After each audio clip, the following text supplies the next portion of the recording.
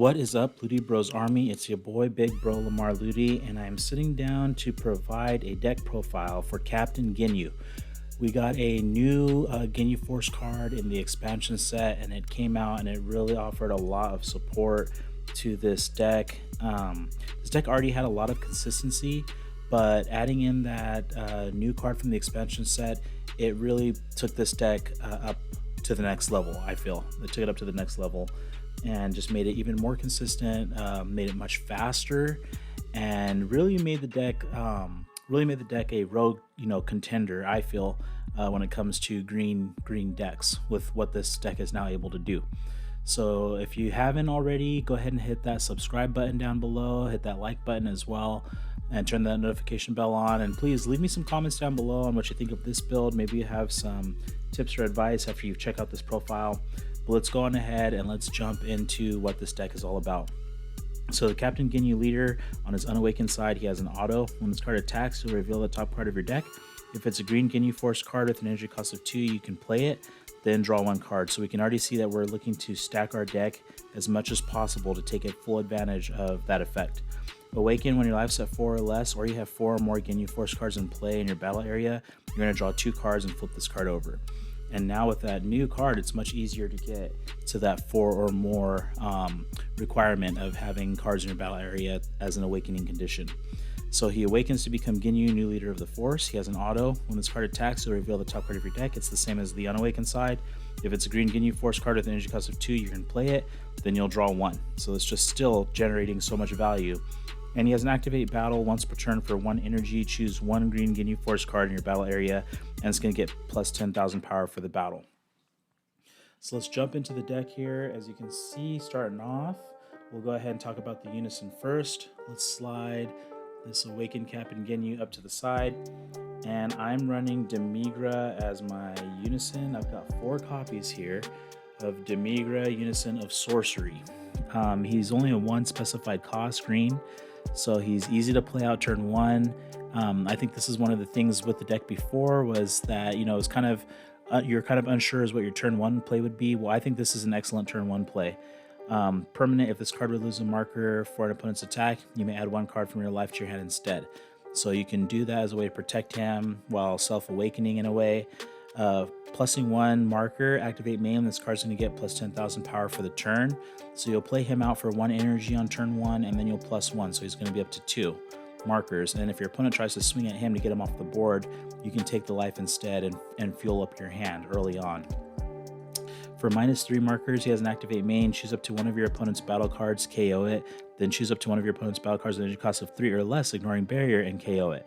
So he can act somewhat as a mini board wipe for you, taking out 2 cards with that activate main minusing 3 markers. So my second turn 1 play, I'm looking for him in the early game, looking for the Demigra unison in the early game. But the second turn 1 play is going to be the Ginyu Helix Strike. Let's see here. Sometimes these cards stick it together, but that's okay. We're running 4 copies of Ginyu Helix Strike.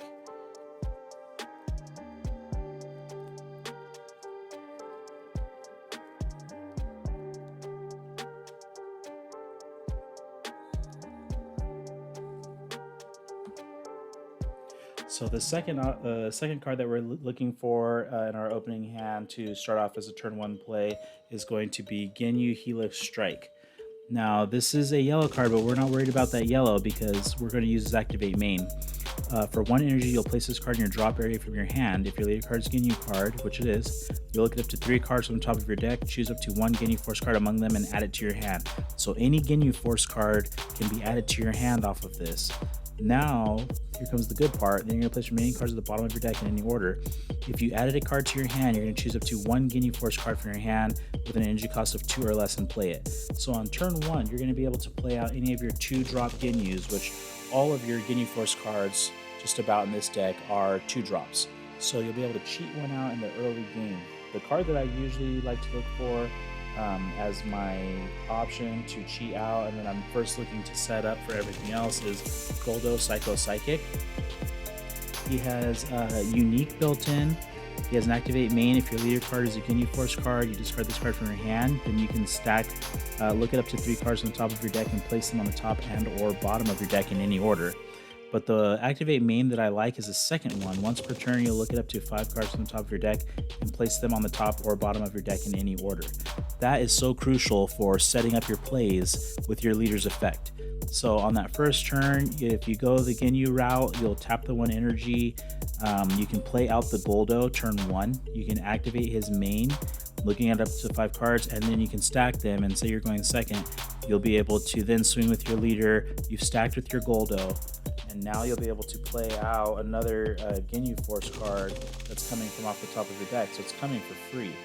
And this is all coming off of 1 energy from that Ginyu. The card that I would like to look for, in an ideal play would be Raccoon the Musclehead.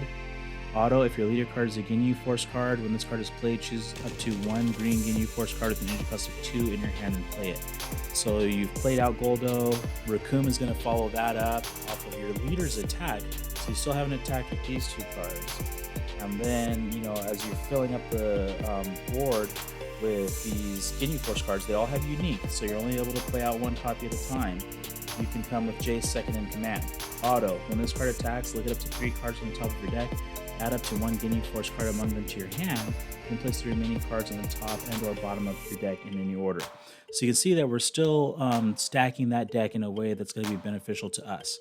We're getting the cards out there in the order that we need to get them out, and in a way that's going to just spam the field with Ginyu Force cards. Even though they all have unique, you're still spamming the field. So potentially there's 3 cards off of one energy from this Ginyu Helix Strike that can come out onto the field.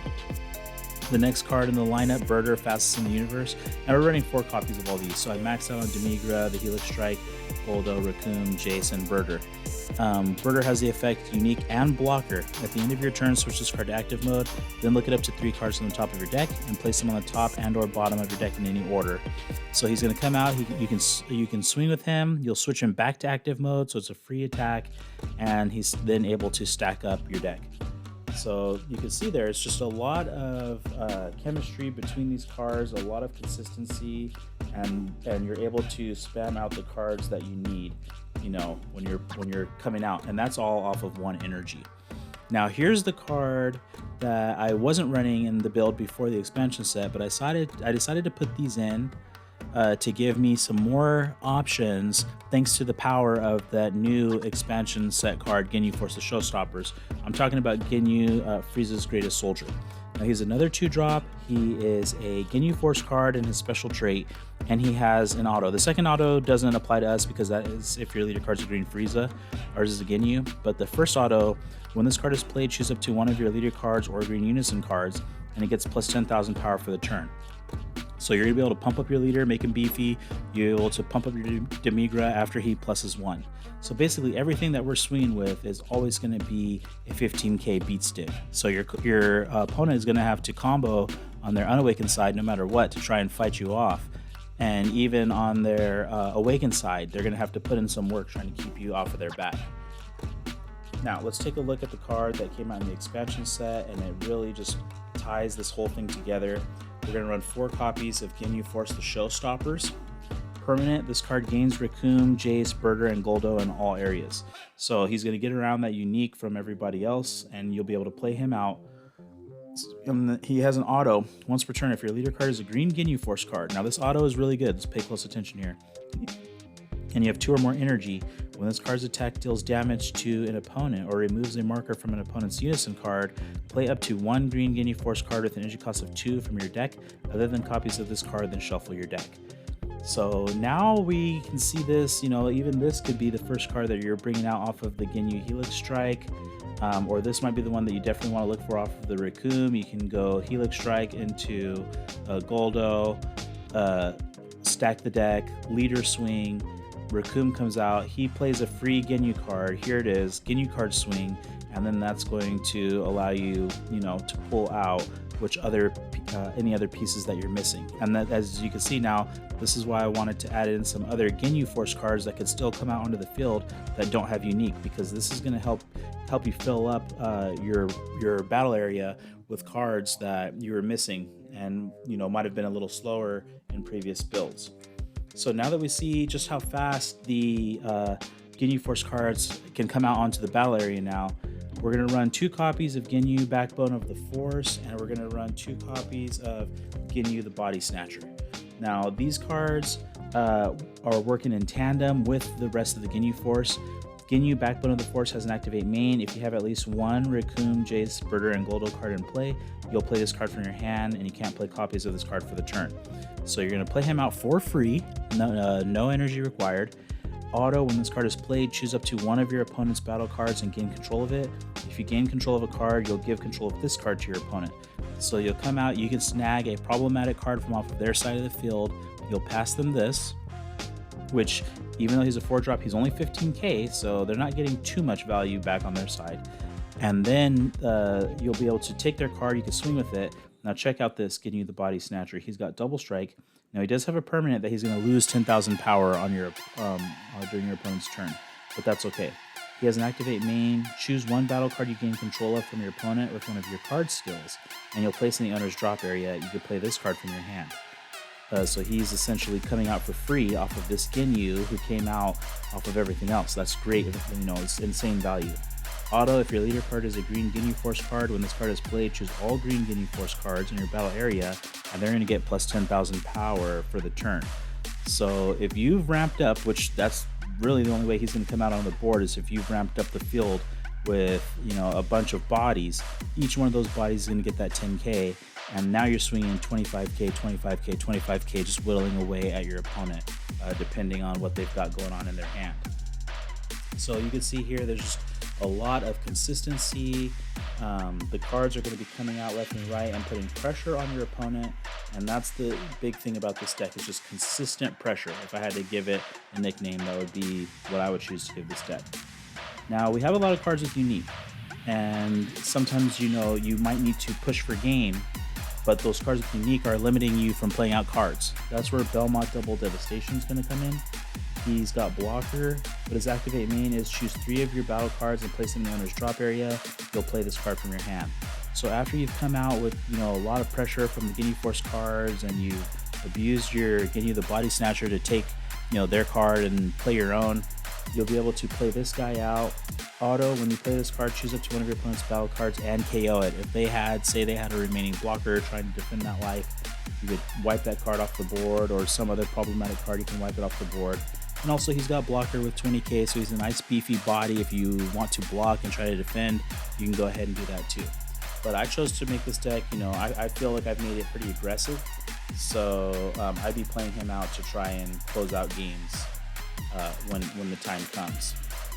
Now let's check out some of the extra cards. We've looked over the whole Ginyu Force lineup.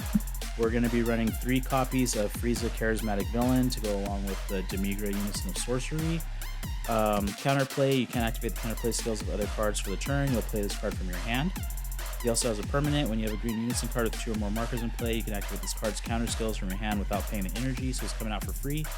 Auto, when this card is played, choose up to one of your opponent's battle cards with an energy cost of 7 or less, and you're going to go ahead and KO it. So, this is the green counterplay card that's for free. You're gonna run it in your deck no matter what, and he's coming out. I got 3 copies here. The super combo that I'm running in the deck, I feel like you could run any super combo. I'm keeping it, kind of themed here. So I'm running the Zarbon the Gorgeous 4 copies. It's just the generic super combo. If your leader card is green, your life's at 4 or less. When this card is used in a combo, you're going to draw 1. So you could run the Sun Gohan Vanquisher, or Great Saiyaman Vanquisher of Villainy. And you could put, potentially you could put like one of these cards with unique that you're not needing on the bottom of your deck to draw 2. That would work just as well, but I feel like being themed with this, so I'm going with the Zarbon the Gorgeous. We're running 2 copies of Further Destruction Champa. When it's time to go for game, you want to have that option. You'll swing with something, you'll give it, when you combo with this card, you're going to give it double strike. Don't forget about that leader, you can tap 1 green energy. So let's say potentially you've played out your Ginyu, all your cards, all the Ginyu Force cards in your battle area, and they're going to get plus 10,000 power.